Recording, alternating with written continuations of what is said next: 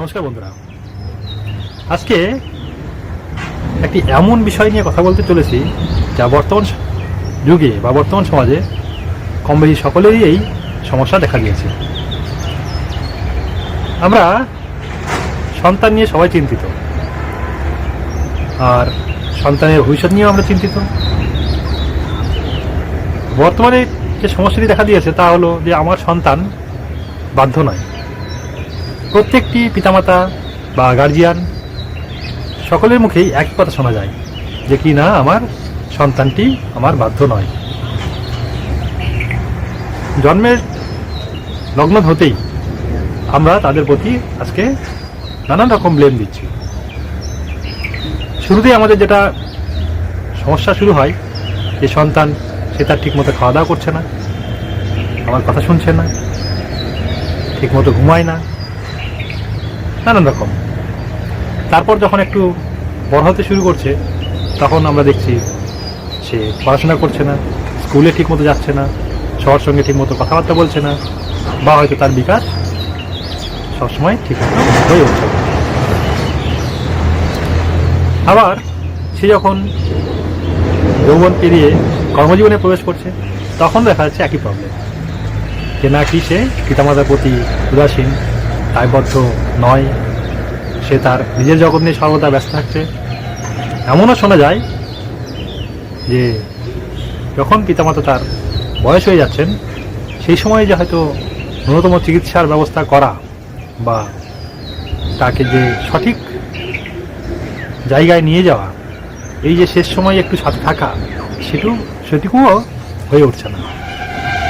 বর্তমানে তো আমরা এমনও দেখছি যে হয়তো সন্তান বিদেশে অনেক বড় কাজকর্ম করেন, কিন্তু তার পিতামাতার যখন অন্তিম সংস্কার করছেন বা পরলোক গমন করছে সেই সময় যে অন্তিম সংস্কার, সেই সংস্কারেও সেই সন্তান আর উপস্থিত থাকতে পারছেন না বা পারছে না। তো এই সমস্যা কি শুধু সমাজই দায়ী নাকি আমরা সবাই দায়ী? দেখুন, এই সমস্যার কিন্তু দায়ী বলতে গেলে শুধু সমাজ বললে হবে না, আমরা গার্জিয়ান এবং বর্তমান সমাজ ব্যবস্থা সবই দায়ী। তো সর্বপ্রথমে যেটি আসে সেটি কিন্তু আসে গার্জিয়ানের দায়িত্ব। সমাজ তার মতো করে চলবে, সমাজ পরিবর্তন হচ্ছে, সমাজ পরিবর্তনশীল, এটি পরিবর্তন হবে, হয়েছে, আগামীতেও অনেক পরিবর্তন হবে। কিন্তু আমরা যারা গার্জিয়ান তারা অনেক সময় ভুলে যায় সন্তানের প্রতি আমাদের কর্তব্যের কথা। আমরা যারা গার্জিয়ান তারা যখন সন্তান পালন করছি সেই পালনের সময়েই দেখবেন আমরা এতটাই কর্মমুখী হয়ে পড়েছি যে আমাদের কাছে আর সন্তানের কোনো সময় নেই। কোনো রকমে আমরা সেই সন্তানকে পালন করার জন্য জন্ম দিয়ে 1 থেকে 2 বছর হয়তো কেউ কাটিয়ে নিচ্ছি, বা কারো কারো ক্ষেত্রে দেখা যাচ্ছে যে জন্মলগ্ন থেকেই সে অন্যের কাছে লালিত পালিত হচ্ছে। পিতামাতা তার যে ভরণ পোষণ করছে না তা কিন্তু নয়, পিতামাতা অবশ্যই ভরণ পোষণ করছেন, কিন্তু সেটি হয়তো অন্য কোনো ব্যক্তির কাছে রেখে দিয়ে বা কোনো কর্মচারীর কাছে রেখে তাকে মানুষ করছেন। আর আরেকটি বিষয় যেটি লক্ষণীয়, সে একটু যখন বড় হচ্ছে তাকে নানান রকম বোর্ডিং স্কুল বিভিন্ন জায়গায় আমরা পাঠিয়ে দিচ্ছি। দেখুন, আপনার সন্তান যখন ছোট থেকেই বোর্ডিং স্কুলে বা অন্য কারো কাছে মানুষ হচ্ছে, তার মানে আপনি কিন্তু একটা টাকার গাছ। আপনি সেই যে বোর্ডিং স্কুলের যে খরচ সেগুলো অবশ্যই বেয়ার করছেন, কিন্তু আপনার কাছে যে তার প্রাপ্য আদর, স্নেহ, ভালোবাসা, সেগুলো থেকে তো সে প্রতিনিয়তই বঞ্চিত হচ্ছে। তাহলে এই যে আদর, স্নেহ, ভালোবাসা বঞ্চিত একটি সন্তান, আপনার যখন প্রয়োজন, আপনার যখন বয়স হয়ে যাচ্ছে, সে কি করে আপনাকে সেই আদর, যত্ন, স্নেহ দেবে? এইটা কিন্তু আমরা বর্তমানে প্রায় ভুলতে বসেছি। আমরা যদি একটু খেয়াল করে দেখি তাহলে কিছুদিন আগে পর্যন্ত, এখনও কিছু কিছু ক্ষেত্রে আমরা সেই বিষয়টা দেখতে পাই, কিন্তু আজ থেকে 20-30 বছর আগে যদি দেখি তাহলে দেখা যাবে যে যখনই কোনো মাতা সন্তান সম্ভবা হতেন, তাকে তার মাতৃগৃহে বা পিতৃগৃহে পাঠিয়ে দেওয়া হতো। দেখুন, এর মধ্যে কিন্তু কোনো খারাপ বিষয় ছিল না। কেন পাঠানো হতো? প্রথমত, সেই যিনি মা হবেন তার যে দেখাশোনা বা ভালো থাকা, সেটা মনে করা হয় যে তার মায়ের কাছেই সব থেকে বা গার্জেনের কাছে সব থেকে ভালো থাকবে। কেন না, তার হাজব্যান্ড হয়তো বিভিন্ন কাজে ব্যস্ত থাকেন, তাকে যতটা সময় দেওয়া প্রয়োজন দিতে পারেন না। এই রেসপেক্টেই তাকে সেই জায়গায় পাঠানো হতো। এটা একদিকে যেমন ভালো বলবো না, শুধু কতটা ভালো তা আমরা আজ বলতে বসেছি।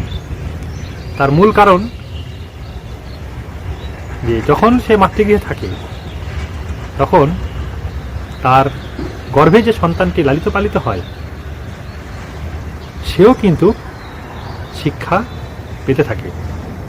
তার মায়ের কাছে সে নানান রকম ভালো কথা শোনে।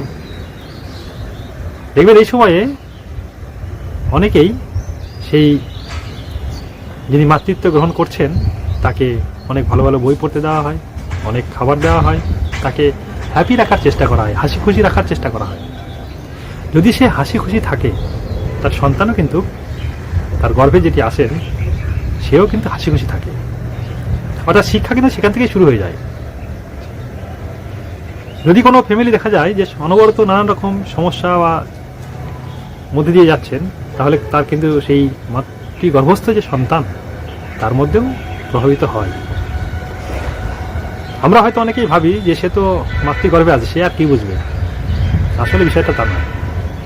এরপর যখন সে ভূমিষ্ঠ হয়, ভূমিষ্ঠ হওয়ার পর আমরা বেশিরভাগ জনই মনে করি যে শিশু তো ছোট, ও আর কি বোঝে।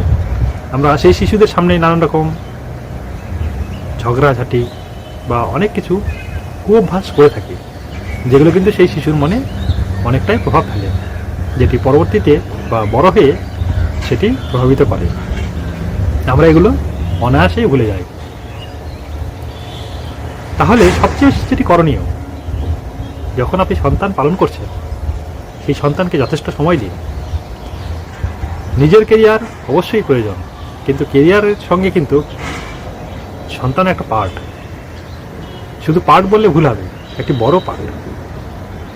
কারণ আমরা যারা মানুষ হয়ে জন্মগ্রহণ করেছি, জন্মগ্রহণ করার পর থেকে বাবা মার কাছে বড় হয়েছি, তার আদর স্নেহ ভালোবাসা, এই যে আদর স্নেহ ভালোবাসা, সেগুলোই কিন্তু আমার মধ্যে আমার চরিত্র গঠন করেছে।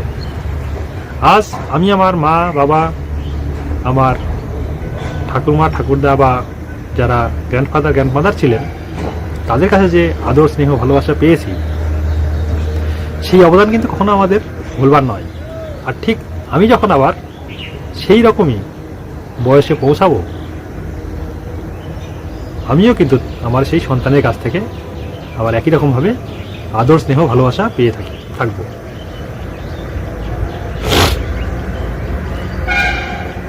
তো মূল বিষয় যেটি হলো, আমি যদি আমার সন্তানকে ঠিকমতো স্নেহ ভালোবাসা দিয়ে নিজের কাছে রেখে লালন পালন করতে পারি